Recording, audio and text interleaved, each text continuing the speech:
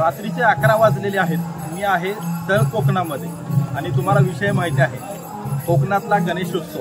मित्रांनो, रात्रीचे 11 वाजले, धो पाऊस पडतो आहे आणि कोकणातला गणेशोत्सव काय असतो हे यावेळेस आपल्याला लक्षात येतं. कारण इथली वेळ आणि इथल्या लोकांचा उल्हास ही सगळं पाहिल्याच्या नंतर तुम्ही बघू शकता हे पाठीमागचं जे घर आहे या घरामध्ये आता कशा पद्धतीनं हर्षोल्लासामध्ये तरुणाई, विशेषतः तरुणाई, ही तरुणाई भजनामध्ये दंग आहे.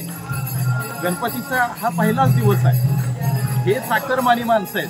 मी संपूर्ण दिवसभर हे गाव फिरलो.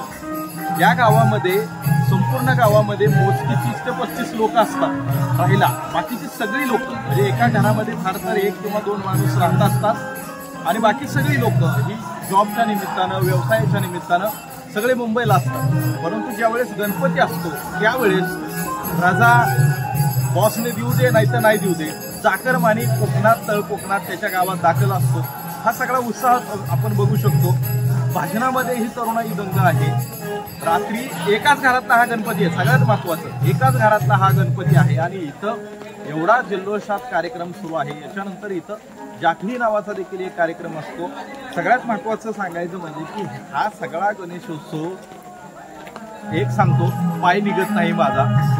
एकच दिवस आहे, पहिलाच दिवस आहे, तर एवढं सगळं दंग करणारं वातावरण आहे. कुठंही लाज नाही, कसलंही शरम नाही. आपण तरुण आहोत किंवा काय, काही नाही. सर्वजण अक्षरशः गणपतीच्या पायी लीन झालेले असतात. गणपतीसाठी त्यांनी वाहून घेतलेलं असतं.